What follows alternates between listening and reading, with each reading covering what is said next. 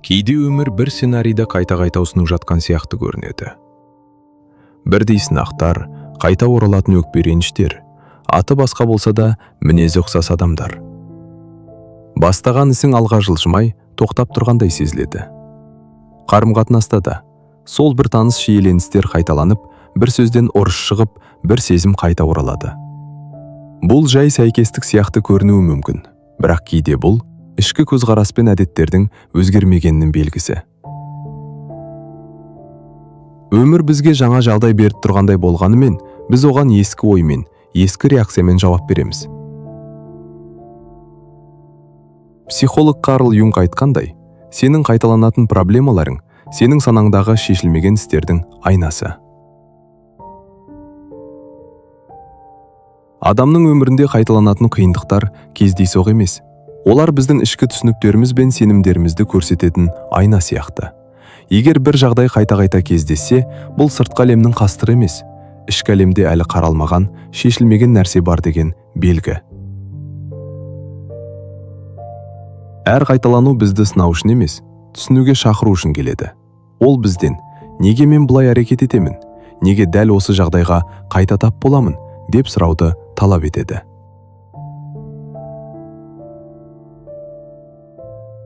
Жауапты сырттан іздесек, цикл жалғаса береді. Ал жауапты іштен іздесек, жаңа түсінік пайда болады.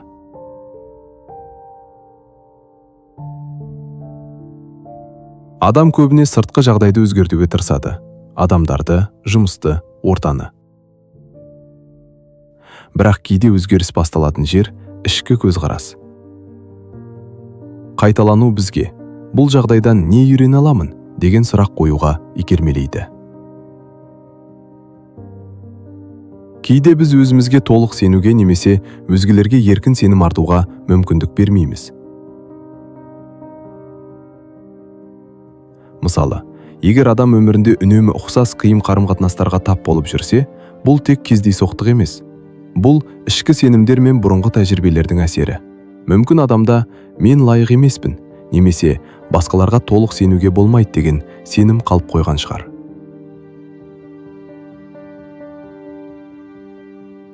Осы сенімдер саналы түрде өзгермейінше, сырттағы жағдайларда автоматты түрде сол көзқарасты растайды.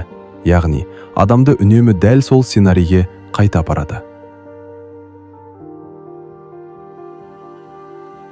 Сондықтан адам сыртқы жағдайды ғана өзгерткісі келсе де, өзгеріс болмайды.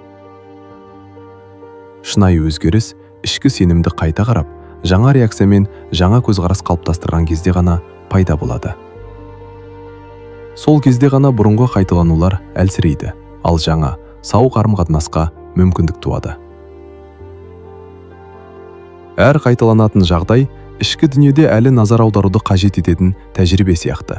Ол біздің бұрын қалыптасқан түсініктерімізді көрсетеді. Мүмкін біз өзімізді жеткілікті бағаламаймыз. Немесе басқалардың қабылдауын тек белгілі бір шарттарға байлаймыз. Мысалы, мені жақсы көру үшін бірдеңе істеуім керек деген ой адамның табиғи құндылығын шартқа айналдырады. Ал шынайы қарым-қатынас шартсыз, құрмет пен түсіністікке негізделеді.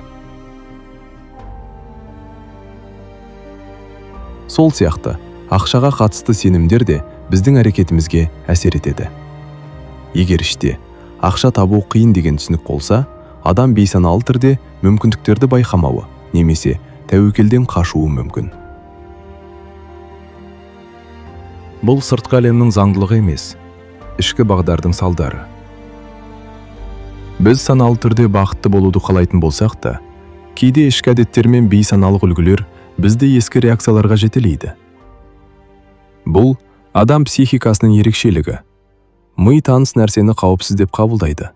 Тіпті ол бізге ауырлық әкелсе де. Бұлшықет жады сияқты, эмоциялық жадымызда бұрынғы тәжірибелерді қайталауға бейім. Біз жаңа өмірді қалап тұрсақ та, ішкі автоматты реакциялар ескі жарақаттарды, күдікті немесе қорқынышты таңдауларды қайта шығаруы мүмкін. Сондықтан өзгеріс тек қалау деңгейінде емес, саналы әрекетпен жаңа тәжірибе арқылы жүзеге асады. Егер бұрынғы үлгі бізді шектеуге тырысса, біз оған қарсы емес, одан жоғары көтерілуге тиіспіз. Яғни, Өткенді жоққа шығармай, одан сабақ алып, енді басқа шешім қабылдау керек. Бұл өзін өзі түсінудің және өсу процесінің бір бөлігі. Әр адамда бейсаналық деңгейде сақталған естеліктер бар. Бала кезден, ескі қарым-қатынастардан немесе қиын сәттерден қалған іздер. Олар бізді автоматты түрде белгілі бір реакцияларға итермелейді. Бірақ бұл үкім емес. Адам саналы түрде жаңа әдет қалыптастыра алады. Кішкентай қадамдар, жаңа реакциялар. Уақыт өте келе ішкі бағдарламаны өзгертеді. Сол себепті бақыт тек сыртқы жағдайға байланысты емес. Ол ішкі таңдау мен көзқарастан басталады. Біз өткенді өзгерте алмаймыз, бірақ оған қалай қарайтынымызды өзгерте аламыз. Егер бұрынғы жарақаттар бізді ұстап тұрса, біз оларды түсініп, жіберуді үйрене аламыз. Бұл әлсіздік емес, керісінше күштің белгісі. Өйткені өзгеруге дайын адам ғана жаңа мүмкіндіктерге жол ашады. Өмір бізді сырттан өзгертуге мәжбүрлемейді, ол іштен өзгеруге шақырады. Егер біз әр жағдайды тек жамандық немесе әділетсіздік деп бағалай берсек, оның астарындағы мүмкіндікті көрмей қаламыз.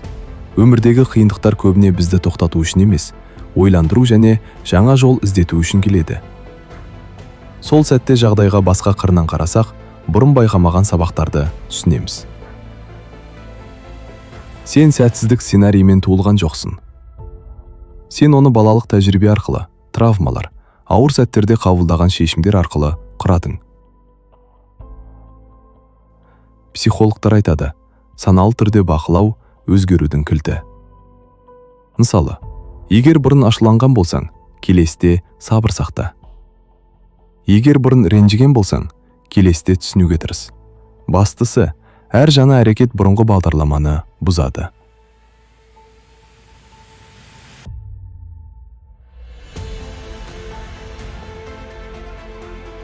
Күн сайын өз өміріндегі жақсы нәрселерге көңіл аудару сенің энергетикалық күйіңді көтереді.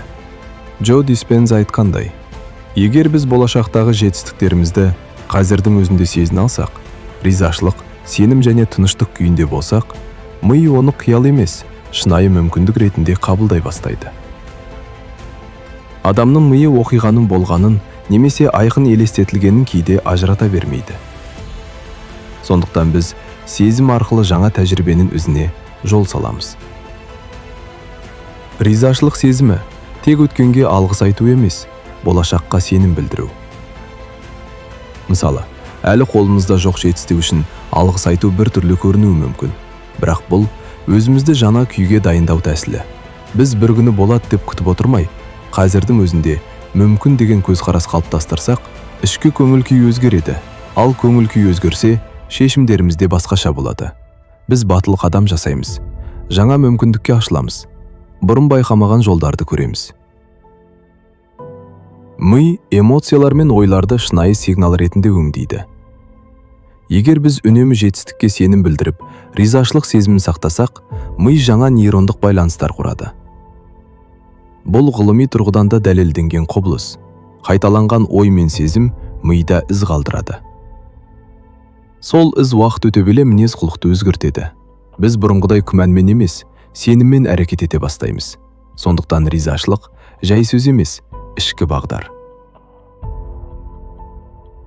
Қазіргі сәтте бар нәрсеге алғыс айту бізді тоқтатпайды, керісінше болашаққа ашық етеді.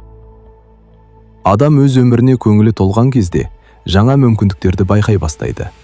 Өмір сценарийі өзгермейді, егер біз өзіміз өзгермесек.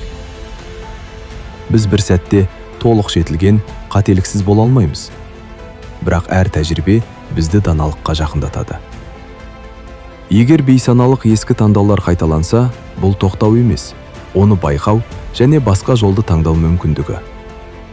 Осылайша біз біртіндеп ішкі еркіндікке, шынайы бақытқа жақындаймыз.